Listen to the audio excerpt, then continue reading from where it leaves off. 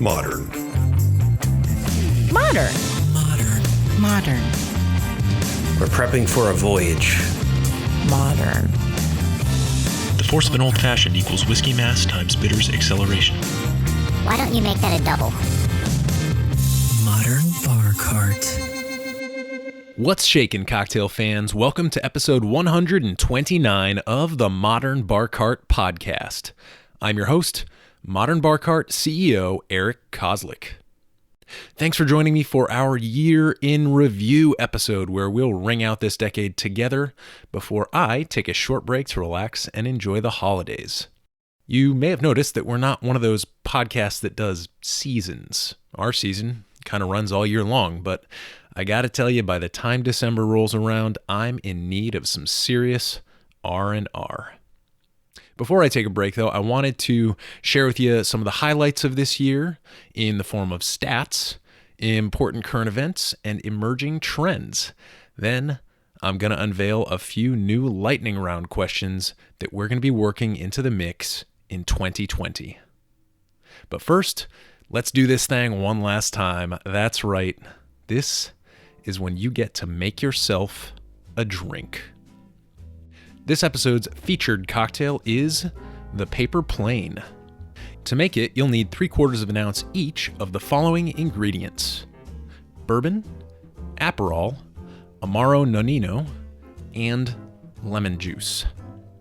Combine these ingredients in a cocktail shaker with ice. Shake for about 15 to 20 seconds until everything's well chilled and diluted. Strain into an elegant stemmed cocktail glass and garnish with a lemon twist. The Paper Plane is a cocktail that's kind of a bit of a paradox when you look at the ingredients. The first thing we notice is that it's a perfect cocktail, joining the other equal parts recipes like the Negroni and the Last Word.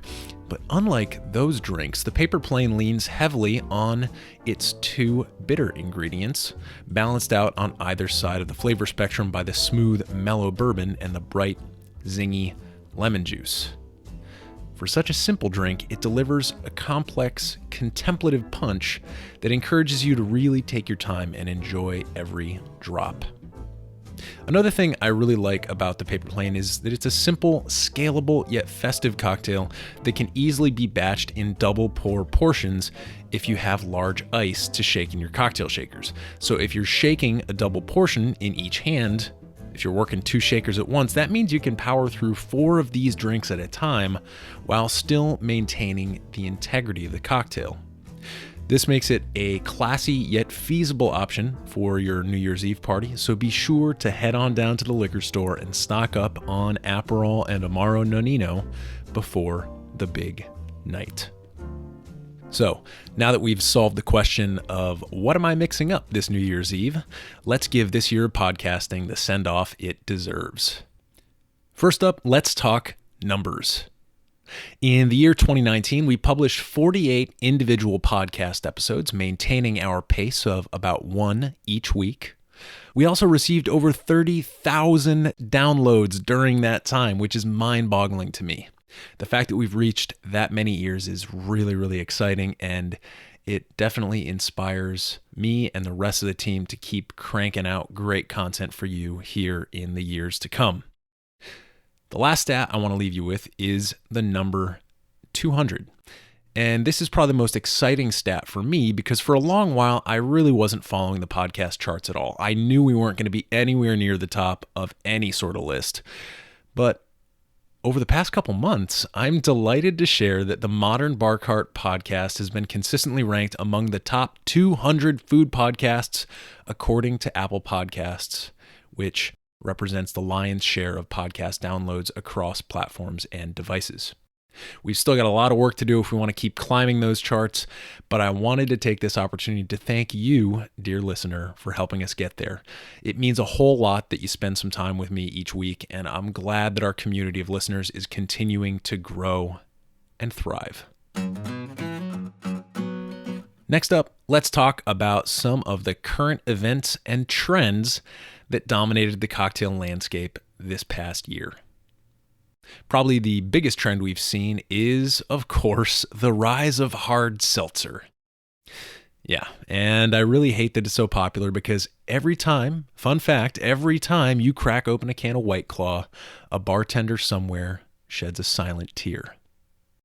Like it or not, there's a kind of populist anti-intellectual trend that's taken hold in our culture here in the US, and it's also bleeding into the way that many people drink, unfortunately.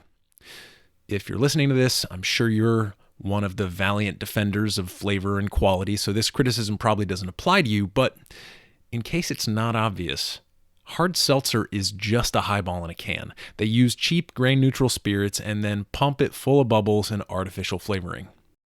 But did you know that it only takes 30 seconds to make a highball that is head and shoulders above a can of hard seltzer? All you got to do is pick your spirit, pick your bubbly water, flavored or not. I personally like grapefruit seltzer with scotch, lemon seltzer with bourbon, and lime seltzer with gin. So once you pick your spirit and your bubbles, all you got to do is combine them over ice in your favorite glass. Then, you know what? You can even garnish it. And one thing is for certain, you're not going to be shoving a lemon twist in your can of White Claw. So take that hard seltzer. Even though you're popular, you are lame AF. Next up in trends, I got to throw a shout out to Tiki, that escapist blast from the mid-century past. It's been really popular this year here in DC and across the country as well. And I think Tiki's been popular for a number of reasons, one of them being the penetration of artisan rum into the American market. High-quality rum's been something that other parts of the world have known about for some time, but we're finally starting to see some great affordable bottles here in the US. We also need to thank some great authors for releasing Tiki books in the past year, including recent interview guests Shannon Mustafer and Matt Petrick. I'll link to my interviews with those two fantastic authors over on the show notes page for this episode over at modernbarcart.com/podcast, as well as my conversation with rum importer Chase Babcock of St. Benevolence Rum, who's responsible for doing great charitable work and bringing delicious Haitian clarin to the U.S. The last thing I'll say about Tiki is that a lot of folks have been taking time to throw copious shade at its less than admirable origins in colonialism and cultural appropriation. This is indeed the origin of Tiki culture, and the two white guys who popularized it here in the US, Don Beach and Trader Vic, racked in lots and lots of cash by putting stylized depictions of native culture on display to delight their customers who just couldn't get enough of the kitsch. I've seen some articles out there proposing that because of its history of exploitation, Tiki is a prime candidate for cancel culture. I'm still in the process of putting my thoughts together on this subject because if you're a white guy, you need to think long and hard before volunteering thoughts on cultural appropriation. But let it suffice to say that when I do throw my hat into the ring, I'm probably not going to advocate for a world where we outright ban the Mai Tai, the zombie, and the jet pilot. That sounds like a less delicious world, and I'm not for it. In terms of current events, there is one extremely current event that you all need to know about if you're invested in spirits and cocktails, and that is the recent extension of the Craft Beverage Modernization and Tax Reform Act, which allows small distillers, brewers, and winemakers to avoid massive, truly oppressive taxes on what they produce. Without this one-year extension, many distillers would have to pay a 400% increase in their excise taxes, which is crazy. Not only do they pay regular sales taxes, they also have to pay this huge excise tax on the alcohol they distill or ferment. If you zoom out and look at the beverage landscape, prices are going up on things like Scotch whiskey and other imported European spirits due to the tariffs imposed by that dumbass in the White House. If, after this extension expires in a year, Congress doesn't see fit to extend it again or pass permanent legislation, distillers could be right back in trouble, which means that prices on your favorite craft spirits are going to skyrocket, cocktails are going to get even more expensive at your favorite bar, and industry growth will be seriously stunted. So if ever there was a time when everyday folks could chip in and help all the bartenders, distillers, and cocktail folks out there, this would be it.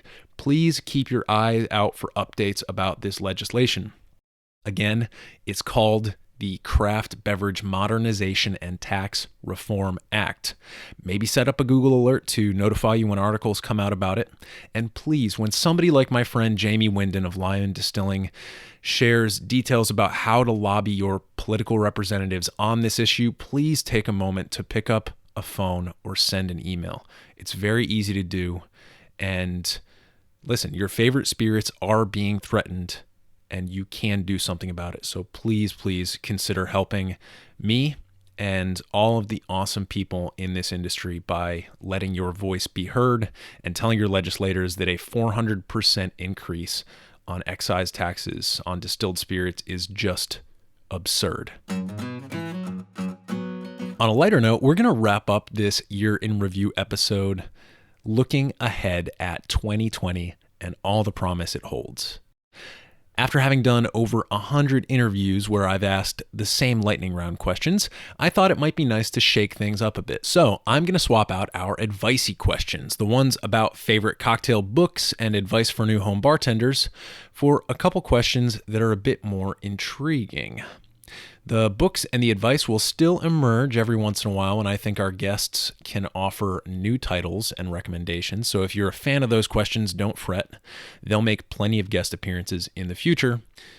But without further ado, please meet your new lightning round questions. And you know what? Since I'm here, I'll answer them as if I were the one being interviewed. The first question is, what is a spirit or cocktail ingredient that you've never tried, and why? For me, the answer is amaretto. And I have a sneaking suspicion that I've probably had it without knowing it, but I don't think that really counts. So for me, it's amaretto, that Italian almond flavored liqueur. And I think the reason why I've never been motivated to try it has something to do with those Di Saronno commercials circa the early to mid 2000s that felt like perfume ads, but instead they had shots of this syrupy brown liquid being poured into a glass while a woman sensually whispers, Di Saronno. The ads just always seemed kind of creepy to me as a teenager because they were clearly trying to sell an image or a lifestyle rather than a product, and it was always unclear exactly what Di Saronno was. They didn't say it was amaretto, it was just Di Saronno. It's like a nonsense word almost. So yeah, I caught on to the marketing shtick early, and as a result, I think I've always had an inherent distrust of amaretto. Not that I wouldn't try it if someone offered, it's just really not all that high up on my list. The second new addition to our lightning round is, what is a view or belief that you hold in the spirits and cocktail world that might be considered strange or controversial? In truth, I probably have a bunch of controversial beliefs, but probably my most controversial is that I believe that martinis, especially Vespers, can be shaken without disturbing the fabric of cocktail space-time. The consensus among cocktail experts is that shaking martini is a sacrilege and that Ian Fleming is tantamount to the Antichrist for popularizing James Bond and his affinity for shaken martinis. A lot of them feel that Ian Fleming single-handedly set back cocktail culture, which I think is a little extreme. It would be something like if I wrote a series of popular spy novels where the main character always puts ketchup on his steak. I don't know, something like that. Now, getting back to the shaken versus stirred argument, don't get me wrong. I love a classic gin martini. I think it should always be stirred. If you're curious about my formulation, I like 2 ounces of gin, a half an ounce of dry vermouth, a healthy dose of our embitterment orange bitters, and a nice trimmed and expressed lemon twist that stays in the glass. That's my perfect martini. However, I do think the Vesper cocktail is a member of the martini family. I do think it should be shaken, not stirred.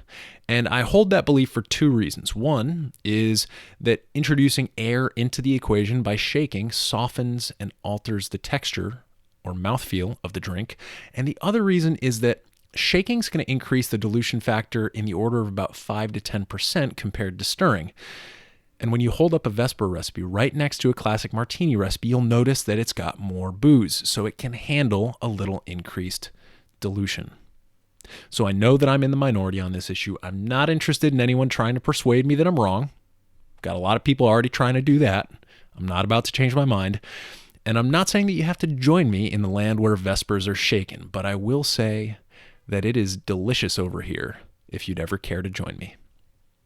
Personally, I'm really excited to hear how our guests in 2020 answer these new lightning round questions, and I hope you'll give us a shout out on Facebook or Instagram at Modern Bar Cart to let us know what you think, or maybe even share your answers. And who knows, maybe I'll even read them on air. Looking at the first couple months of podcasting this coming January and February, we've got some exciting stuff on tap for you. Our first episode back is going to be a compilation episode featuring some great bartender interviews from 2 cocktail competitions I had the privilege to attend courtesy of our friends at Catoctin Creek Distilling and McClintock Distilling. I had a lot of fun watching these bartenders work, and we've got some great video to share in association with that episode. So it's going to be a great kickoff to 2020. We're already working on it. Also, the Modern Bar Cart team will be taking another West Coast road trip in February, where we'll hit Los Angeles and San Francisco. So if you're located in one of these places and you'd like to be a guest, or if you'd like to recommend an interview guest, please hit us up at podcast@modernbarcart.com. We're actively in the planning phase for this trip right now, so any recommendations will be extremely welcome. That about does it for me. And for the year 2019, I want to thank you for being a part of our happy, growing community of cocktail nerds and booze hounds. And I can't wait to hit the airwaves again in just a few short weeks. Until then, remember to always drink responsibly and experiment boldly. Cheers.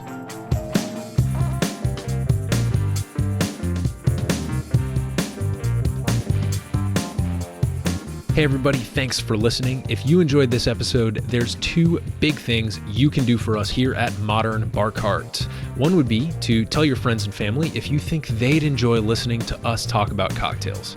And if they don't download podcasts, they can always stream our episodes on their desktop directly from the show notes page at modernbarcart.com. The other thing you can do to help would be to head on over to iTunes or wherever you download your podcasts and leave us a review. 5 stars are great, but we're more interested in your feedback. And the beauty is, the more reviews we have, the easier it will be for other folks out there to learn about our show. We're trying to start a cocktail revolution here, and by spreading the word, you're helping us fight the good fight. You can always reach us by emailing podcast@modernbarcart.com if you're looking for cocktail or bartending advice, or if you're a pro who would like to pull up a mic and be interviewed for all to hear. Also, definitely follow us on Instagram and Facebook at Modern Bar Cart for cocktail porn, recipes, and entertaining tips. And keep an eye out for new product releases and special offers, which are happening all the time. We love our listeners, and we really enjoy giving you exclusive discounts and sneak peeks at our latest and greatest cocktail projects. This episode may be over, but for you, the mixological fun and adventures are just beginning. So remember, folks, drink responsibly and experiment boldly.